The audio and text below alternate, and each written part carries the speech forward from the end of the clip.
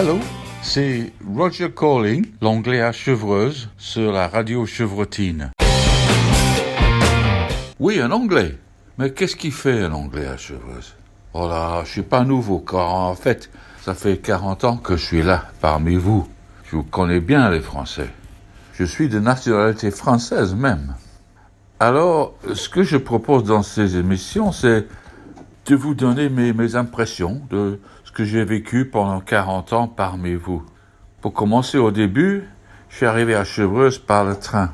J'étais logé à Clamart, où je travaillais pour la Thomson CSF comme traducteur. J'étais là, mais je devais trouver un logement pour ma femme et mes 2 enfants. J'ai regardé et j'ai trouvé une chose qui s'appelait le RER-B. Oh, on ne voulait pas habiter Paris, trop compliqué. Et on voulait un logement avec un jardin, comme chez nous. Alors un jour, j'ai pris le RER-B de Châtelet-Léal. Je me suis dit, je vais rester à bord jusqu'à ce que je trouve une ville qui me plaît, et puis je vais descendre et louer un logement. Bourg-la-Reine, pas terrible. D'Enfer et Orchereau, non plus. Puis Orsay, c'était mieux, avec les maisons en meulière. Et puis de gare en gare, ça s'améliorait de plus en plus jusqu'à ce que j'ai un terminus Saint-Rémy. Tout le monde descend. Des jolis champs avec des vaches, un beau château, des magasins de toutes sortes, c'était parfait. J'ai loué une maison à Redon. Ma famille est venue, on a été très bien accueillis par les Saint-Rémois.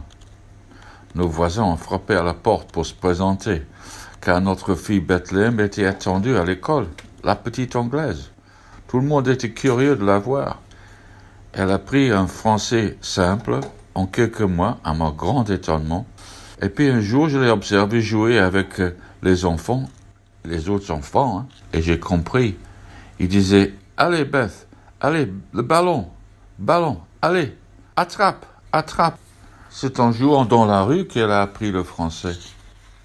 Ben nous, on a passé des très belles journées ici.